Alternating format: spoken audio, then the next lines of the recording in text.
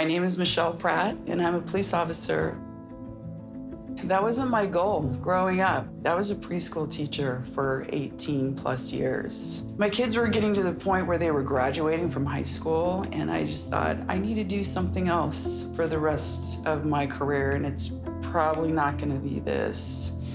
So I went on a ride along with one of my really good friends, and it was on New Year's Eve, and it was a lot of fun. I just remember going home that night thinking, how can I be a part of this? Because everybody that I came into contact that night, as far as police officers, were so kind.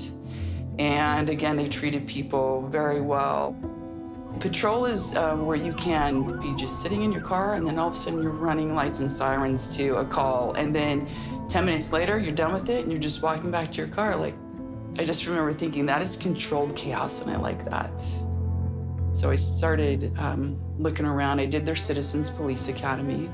And then I realized they have what is called a community services officer, and it's a part-time job in uniform. And then these officers, they go out and they investigate crimes that don't have known suspects.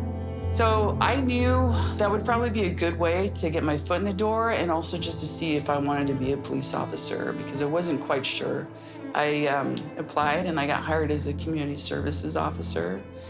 And then about a year into it, I realized when all these officers are running code to these big calls, I'm sitting in a parking lot because I can't go to those. And I didn't really like that. So that's when I realized that I need to put in for police officer, because I think that's where this path is leading me.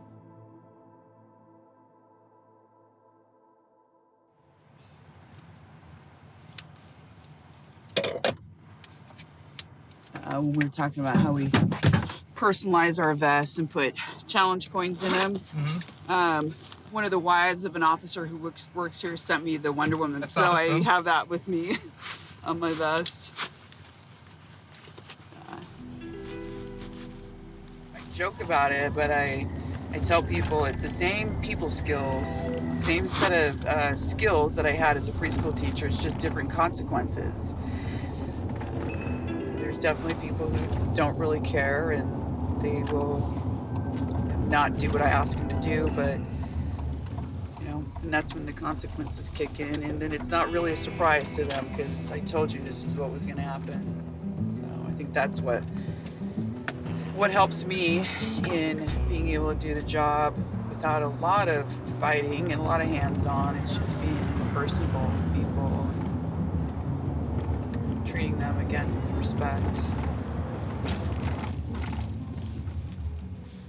I was working early graveyard. My shift started at 8 o'clock at night. So I went up to an area in my district that is known for drug activity. So I picked up one vehicle that stood out to me. A female had been at another vehicle, saw me, and then she immediately went to this van and got in. I can see that the male driver is watching me out the driver's side mirror. We operate on clues, or red flags as we call them, and that's one of them. If they're watching me out their mirror, they obviously don't want to have police contact. As soon as the female gets in the van, he immediately backs up and starts taking off out of the parking lot. I immediately got a violation on him, and I turned on my overhead lights to pull him over. But he wouldn't stop immediately, so that's my other clue that this isn't your ordinary traffic stop. So when I finally walked up to the driver's side window, passenger was already out of the vehicle. And so that's another sign right there. Her comment was, I don't want to have anything to do with this. And so that's another red flag, because that's not a normal statement for a passenger to say. So at that point, I called for a second officer to come to my location just to keep eyes on her in case she didn't leave the area. 337, we stopped at Highland and 5th. 337, copy. 337, if I have a second unit, I have a passenger getting out. I heard on the radio I had two other officers who piped up, said that they were going to come cover me, and I knew they weren't very far off, so I was good with what was going on. As I'm standing there, he is sitting with his hands on his lap, just still as can be. I mean, it is like half a second. He's immediately diving for something underneath his leg. My brain told me he's going for a gun. Even though I hadn't seen a gun, he obviously wasn't diving for, a driver's license or anything else. He had the intention of diving for something that I knew was gonna hurt me. And so as soon as I saw him move and it registered with me that he's going for a gun, I turned to my right and took a step so I could get out of that window. And as soon as I took a step, my first step, I heard the first shot go off behind my head.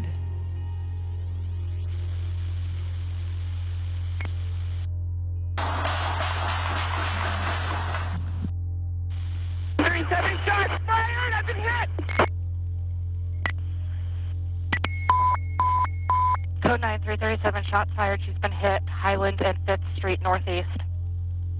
5th and Highland, I've been hit multiple times. Vehicle just took off northbound. I need medics, code 3. Copy, code 3 medics, multiple gunshots. I'm 5th and Highland. I need medics, code 3. Been hit 3 times. Copy 3 times, medics are being dispatched. Flying a tourniquet on my leg. Oh shit, I was hit in the left arm and then once in my vest. Copy, left arm and once in the vest. When I first met Jake, we were working together at the police department and we were working graveyard. But I specifically remember being on calls with Jake and thinking, I could go on calls with him all the time because we treat people the same way. It's a funny story because I knew that he liked to run, so it just kind of started from there. We started running together. It just kind of took off from there. He was a good running partner. There was days we would end our shift and we would just run without even talking and just having that, quiet space where it wasn't uncomfortable and we just knew today we're just running. We're not talking about anything.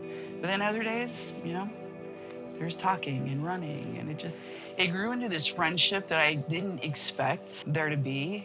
And so it just kind of went from there. And that's, and we decided, hey, let's get married. Well, we have 4 combined. I have 3 from a previous marriage. He has 1. We have Shelby, who's the oldest, and then Peter, he's in the Air Force. And then we have Paul, and then Drew, of course, and then Ellie's the youngest. The kids have taken Jake in as their second dad, and they will call him for issues that they can't figure out themselves. And it's really fun to see that it's not my kids or his, it's ours together. I was working late graveyard, which starts at 10 o'clock to 8. And I was packing up, getting ready to walk out. It was about 8:45. Finished making my lunch, and my personal phone rings. It was a phone call from a guy that I knew was already on shift. I answer the phone, and he says, hey, she's gonna be okay, but Michelle's been shot. He kept talking. I don't know what he said. I hung up the phone, and my brain was just racing. I went flying through the ambulance entrance, got the doors open. I turned the corner to walk down towards the 2 trauma rooms. I was not quite to the room when I could hear her laugh. And that was the sweetest sound for me, because I knew if she was laughing, she's good.